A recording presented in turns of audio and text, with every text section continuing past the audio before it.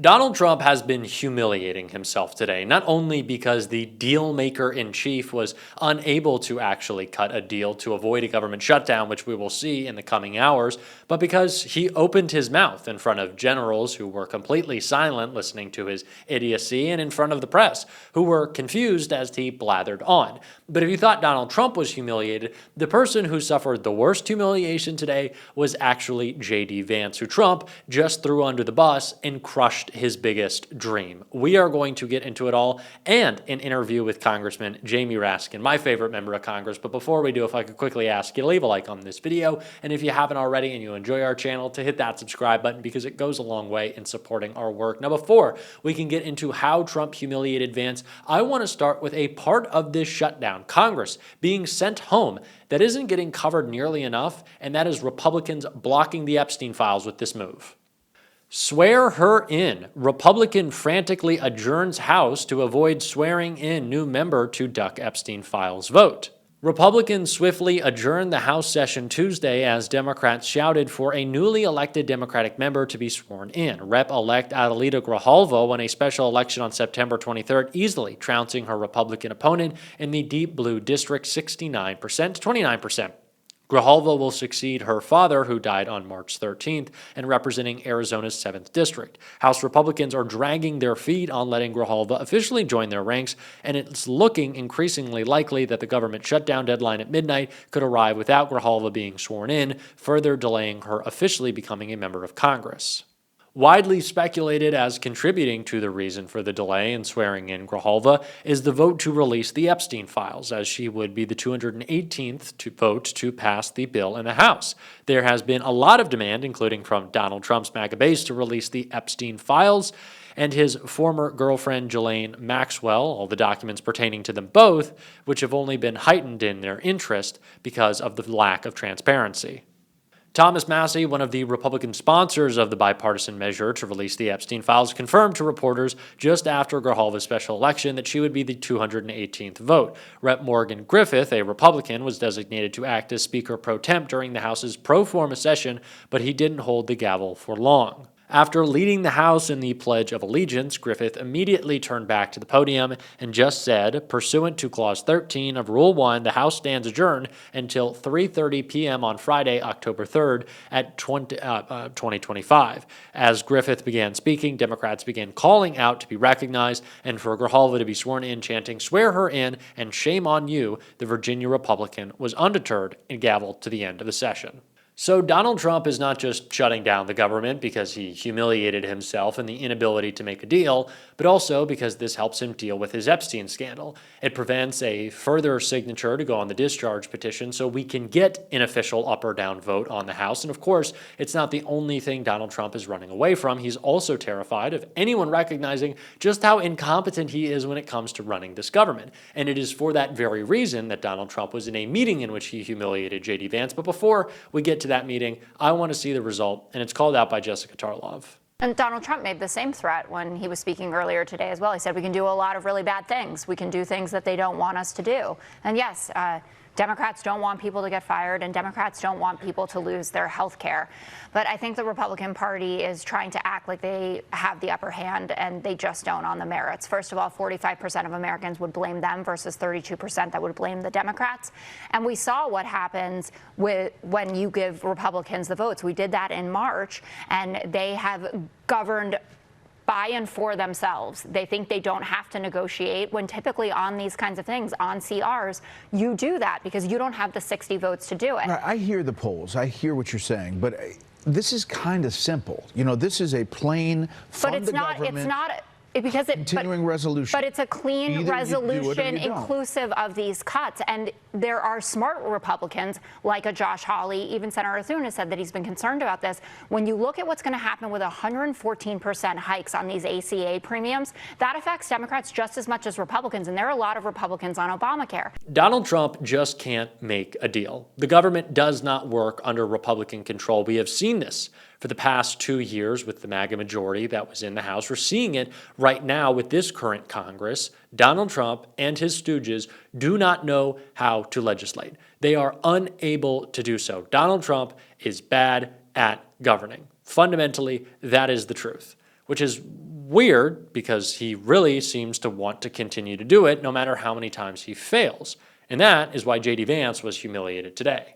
Funny detail from inside the Oval Office meeting today around the shutdown, Trump tried to give Schumer and Jeffries Trump 2028 hats. They did not take them. Leader Jeffries then turned to JD Vance and asked him how he feels about that, with Vance replying, "No comment." The room then erupted in laughter. One Twitter user wrote, "Trump is running for a third term, and Vance is okay with it. The entire administration is okay with it and will allow him to go ahead with it."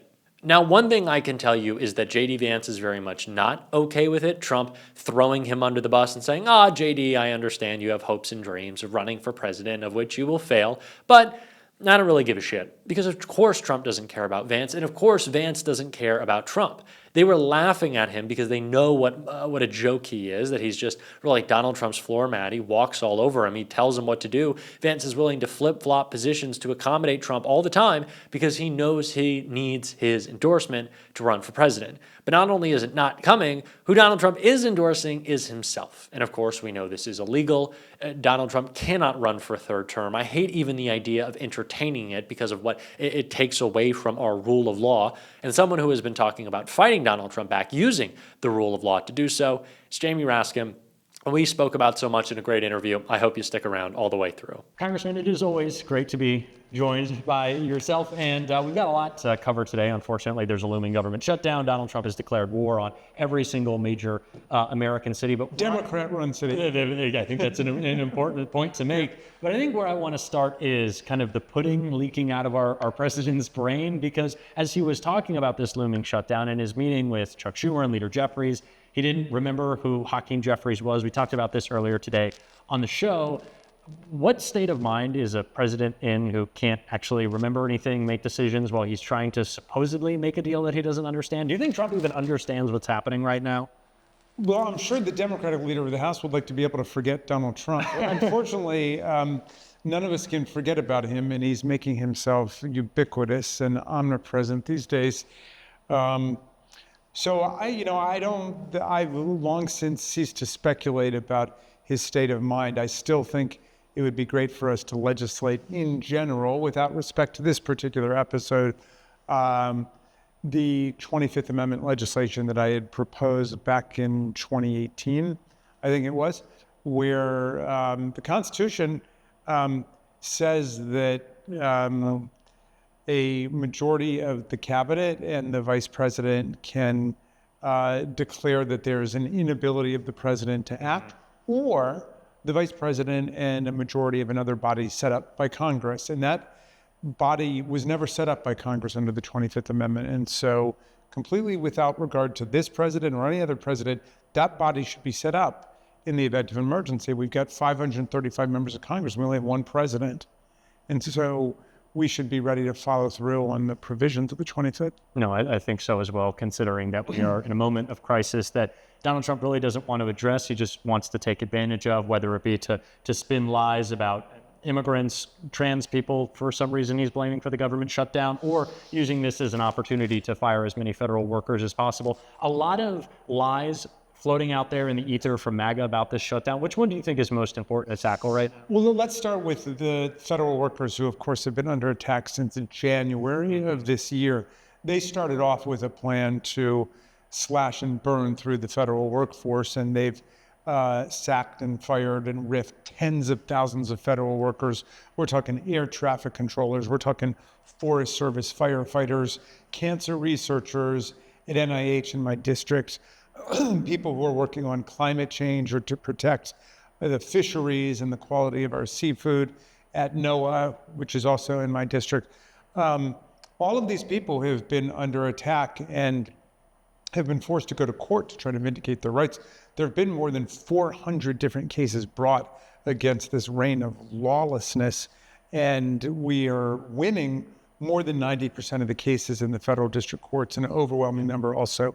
Appeals courts, our problem is the Supreme Court, but that's a different story, what the Roberts Court has done, and it's been gerrymandered and stacked and packed and so on. But I guess the point I'm making is nothing has stopped them from trying to destroy the federal workforce. They've been claiming for months that the civil service itself is unconstitutional because nothing can get in the way of the president firing whomever he wants. So when they say, well, you know, if the Democrats don't do exactly what we want them to do, then we're just going to fire more workers. They've been firing all the workers anyway, and they claim the right to fire workers without any impediment of law. And so we are in court defending the separation of powers, defending the Civil Service Act, the right of due process to federal workers, and so on. There's a lot we could talk about in this moment, but a broad theme of the Trump presidency that I think he wants inflicted upon us is something that you have brought a stark contrast to in all of our conversations, and it's because you always have some legal victory for us to talk about. But I feel like Donald Trump wants us to think that he is inevitable. Like that is something that he wants framed in all of these fights, that ultimately he will win. That is not the case. Yes. Can you speak to some of the legal victories that we've had lately that prove that Donald Trump is not the all-powerful dictator that he wants to be? Because if we think that he is, the pre-capitulation happens. The universities, the law firms, ABC. But if we show he's not the strong man, and we can beat him, it's a morale boost, and also we can move forward. Can you talk about some of those victories? Well, first, that's a great point, Jack. Authoritarians always want you to believe that their reign over humanity is inescapable and inevitable. The dictators want you to believe that they have an ironclad control over everything that happens in society, and they don't. That's the importance of our win the other day with Jimmy Kimmel. Yeah. A lot of people are saying, well, a comedian is just a comedian, but comedy is important because comedy shows people that you don't have to be afraid. That yes, you can lampoon the president of the United States. You can make fun of the president of the United States and not go to jail because we live in a free society. That's something the Republicans certainly understood when Joe Biden was president, when Barack Obama was president, when Donald Trump was running around saying that he wasn't born in the United States and was not a U.S. citizen. You can say what you want about elected officials in America, and the First Amendment covers that. But look, the rule of law is holding. If you look at what's going on in the federal district courts, we are winning so many of these cases. Are you tired of winning yet? You got to that point? Unfortunately, the Supreme Court means I'm not tired of winning because their shadow docket, their emergency docket, has been used to reverse a lot of these victories. A lot of them have not been reversed and have held so far. But I mean, let's just look at some of them. The U.S. District Court in San Francisco, Justice Breyer's brother, Judge Breyer, who sits on the federal bench there, he said, no, the president doesn't have the right to send federal troops in to conduct ordinary law enforcement. Donald Trump is, sending troops out to conduct traffic stops. He said he was going to do it in D.C. to get rid of the graffiti, right? No, we don't use the military for those purposes. The Posse Comitatus Act says that the military can only be sent in if there's a violent insurrection to be put down. And we know for Donald Trump, that's a very high standard. 140 injured, wounded, disfigured, hospitalized police officers wasn't enough for him to say that that was an insurrection when he incited it. But in any event, he set a very high threshold for determining insurrection. Foreign military invasion, we're not suffering that, or an inability to administer federal law. And none of those things have happened. He said, your invasion of Los Angeles is illegal. It's contrary to law. Another victory out in that part of the country was actually in the Fifth Circuit Court of Appeals in New Orleans, where the court rejected one of the founding lies of the new Trump administration, which is that there was a war against Venezuela, so they could just sweep Venezuelans off the street, describe them as gang members, and deport them to a torturer's prison in El Salvador. And the Fifth Circuit, which is a very conservative court, cut them off at the very first argument, saying the Alien Enemies Act of 1798, which you've invoked, is not even applicable here because we're not at war.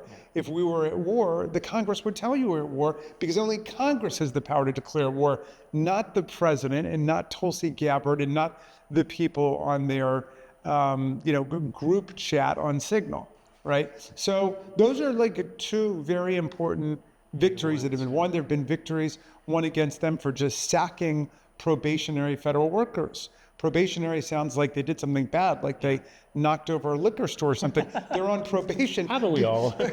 But these people are on probation because they did such a great job in another position. They've been promoted, so they're in a 12-month probationary period for the start of their new job. So we're winning on a lot of these, and yet nonetheless, the Trump people keep coming back with more and more outrageous arguments.